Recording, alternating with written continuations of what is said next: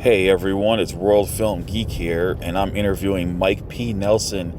He is the director of the reboot of Wrong Turn, which comes out today on DVD, Blu-ray, digital, and on demand. Enjoy the interview. Okay, I'm all ready. Okay, great. Okay, Mike, you're on with Albert. Hey, Albert. Hey Mike, how you doing? Good. How are you? Good, thank you. Oh wow, I saw Wrong Turn last night, and I was really surprised by how it came out, and I never would imagine it was actually inspired by the original film, but done so differently. But it was so good. Oh man, that's awesome. I love that. Love to hear that. So what's interesting is that Alan McElroy wrote the original, and then he came up with this new take on that whole mountain legend thing. And how did you get to Yep. direct it? Uh, you know, um, Read it in late 2017. Uh, it really kind of blew me away. Like, it actually kind of made. I didn't know how to feel about it after I read it the first time. Like, I honestly needed a couple days after I read it. Like, what was that? Like, that's insane. That's nothing what I was expecting it to be. Um, but ultimately, I couldn't stop thinking about it. And, when I talked to Alan and I talked to Robert Coulter, who's at Constantine, like, these guys wanted to make something really unique and really bold. And, I mean, that's what the script was. And, I mean, as a filmmaker, I want to work with people who are willing to take risks and take chances and make bold decisions and make movies that, are challenging. And this was that opportunity. I loved the characters. I loved the idea that, like, your expectations are completely subverted. I love that it dealt with, this idea of stereotyping and judging people and how that can get you in trouble. I love that, you have this Jen who's such a strong protagonist, who's very flawed, who doesn't understand, like, what she wants with her life, but, like, she has to go through this crazy thing to realize, who she is inside. And then, of course, you have the father going for his daughter. So, like, as a father, like, that spoke to me. You know what I mean? There were so many little things that, and then, of course, I'm a horror guy. I love horror movies, and I love watching them. I love making them. You give me something with some good violence, some irreverence, and some heart, man, I'm in. That's awesome. And I gotta say, that's the one thing that really got to me with the film, is like here's a film originally that's about inbred cannibals. Here, it has that nuance, but it's more about like an ousted community of sorts. Like they live up in the mountains and they have their own civilization. And that's the one thing I really found so profound about this one being a reboot. Like it's like it takes that whole new level of intensity. Well, and yeah, I mean, and that's what I think is so interesting about when you start talking about remakes and reboots of series. I think there are ones. It can be tricky because you have a beloved IP and you want to do justice by the people who love the original IP. But what's the point of making a movie if you can't do something unique like the original one was? Like, I mean, you think about that. Like the original of any movie that's been remade was a unique idea. And like, I mean, you look at, for instance, like John Carpenter's The Thing compared to Thing from Another World. Right. Like, I mean, such a different movie. I mean, similar, but very different. And I mean, when that movie came out, it was lambasted, man. Nobody got it. Everybody just thought it was an exhibition piece of blood and gore.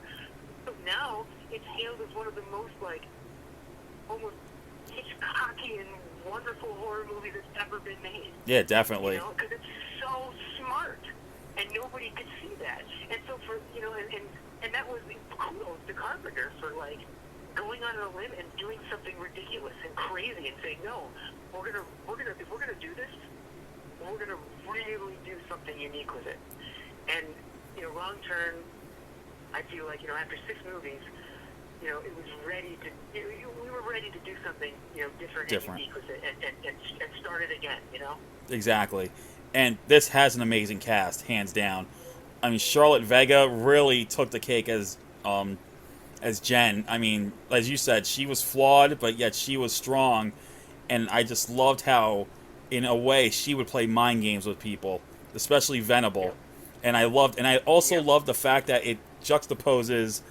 We get the flashbacks of what happened to the friends with Matthew Modine's character searching for her, and I love that type of cinema where it really brings out the story when you have the flashbacks mixed in with the present day, and because it just makes you just want to stay glued to your seat and not miss anything. Otherwise, you'd be like, where am I? What I miss? And I just love that type of cinema where the flashbacks and the present day combine to make the best story ever. Well, and see, for me, what was fun about, especially starting the movie with Matthew, was, to me, it was like we were putting that bomb under the table, or putting the bomb under the chair. You know what I mean? Like, you already know going into Wrong Turn, you're going to see people in the woods, you're going to see people getting killed, there's going to be blood. You know that that's coming. There's going to be no surprise there. Yeah. But what I thought was fun about the way that we structured this was, you put Matthew Modine at the beginning of this movie, and he's looking for his daughter. At first, and that immediately, you're like, whoa. Yeah. That immediately starts off as, this isn't the Wrong Turn that I knew. Right. There's something else going on, so it makes you lean in. You're like, okay, what happened? And and so now it's it's not only a who done it, but it's a how done it. How does it happen? How does this unfold? And if it was just a very straightforward, well, a bunch of hillbillies kill a bunch of people, and then maybe they have one trapped and strung up in their house, and Matthew Modine's got to go get them, that's not as interesting. Yeah. But you now have a how done it that you think you know, but you have no idea what the hell's coming. Exactly, and that's what's great about the third act. I mean, I was shocked at that. My mouth dropped when I saw all the twists and turns really come in that third act. When he finally catches up to the mountain, and I was just like, everything happens all at once, and then we get the little nuances from the original, like the little nods to it, and I thought that was enjoyable, and not to spoil things, but that has to be by far one of the best horror movie endings I have seen in recent times. I'm not spoiling it, but I was just, oh my god, that's all I gotta say, and that was so brilliant how that played out.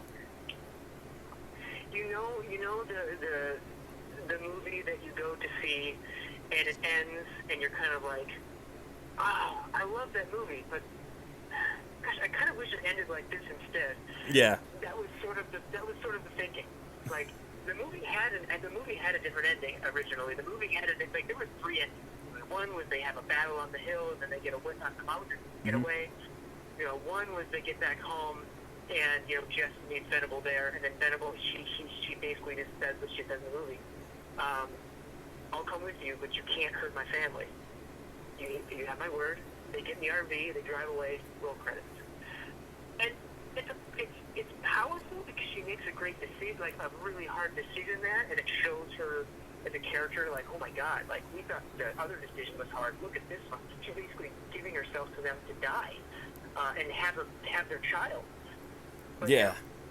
And also, it's about the catharsis at the end, right at the end, and not only that, it's that the movie doesn't end while the movie's ending. Right, that's what's brilliant. I mean, I just love the fact that it looks like it plays out like it could end one way, and then it just like drops into something else, and that's the best thing. It just went like, I kept thinking, oh my god, this actually happened, but then I saw the next scene, I'm like, oh wait, that's not what happened.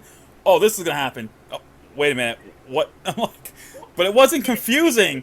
It wasn't confusing to me. I just felt like, oh my god, this is awesome. Like, you're playing around with it. Yeah, well, I mean, when you think about it, like, it was a big thing that we were doing in this movie. I mean, there was a big we were subverting people's expectations. When you get to that midpoint of the movie, and you suddenly are in a courtroom, in a weird medieval courtroom, what the heck is what is happening? Like, we're starting, so we're slowly starting to subvert the expectations as we go through the movie, and then you have that midpoint where it's like, what is going on? Yep. The ending was supposed to reflect that same mindset. It's like, you think, oh, here's going to be that kind of grim dark ending that we're so used to seeing with a lot of these horror films nowadays. No. Yeah. Or even No, keep we're it not gonna do that. or even keep it like open ended for a sequel of some sorts. You know, that's what I thought. I'm like, that's what I thought at first. I'm like, oh, we're gonna get a follow up to this. I don't know, who knows, but I'm like, wow. But the way that And that was what was fun about that ending was not only does it close the movie, but you can also ask the question, what now? Even because you look at it like she murdered everybody in that RV. Cannibals dead. Mhm. All those other people are dead. She's with Ruthie. You can be like, you can be happy with like, she made it. She's the final girl. She did it. Yes. And then you can walk away and be happy. Or the way that I like to look at it is, oh my God, she just murdered the leader of the foundation. maybe she's taking What's over. going to happen now? Yeah. It leaves it open. They always say, yeah, I mean, because one thing that's great about what the foundation is, we have no poverty, no war. Did Jen just start a fucking war? Yeah. and to me, that's a super exciting notion to play with, this unassuming girl who really didn't know what she wanted in her life and all this stuff, goes through this horrific experience, and ultimately God, this craziness that I don't know. It's just Well, that's awesome. So now that's in the can, what's next for you? Now that film and TV productions are coming back, are there any new projects in the works that you can talk about? I'm reading some new material right now, scripts from other writers currently, but I'm writing two things right now. One of them, I'm doing some rewrites with the producer. Mm-hmm. It's a UFO chase movie, so it's kind of a cool, a different play on the monster movie, if you will. And then the other one I have is sort of a holiday, like a Christmas thriller. Think Halloween, like the movie Halloween, but Christmas time, with a very unique twist to it. So I can't get too much away, but I'm really excited about these two because they're very different. That's awesome. So Wrong Turn is coming out on February 23rd, and those who want to see a new take on this whole mountain villain, horror type film, they're really going to be surprised with this one, especially the way the story is told, the excellent diverse cast, and probably one of the best horror movies endings I've seen in recent years. That everyone's got to see this film. And Mike, thank you so much again for taking the time to talk about it. Oh man, it was a blast. Thank you so much. All right, you take care. Yeah. All right, bye.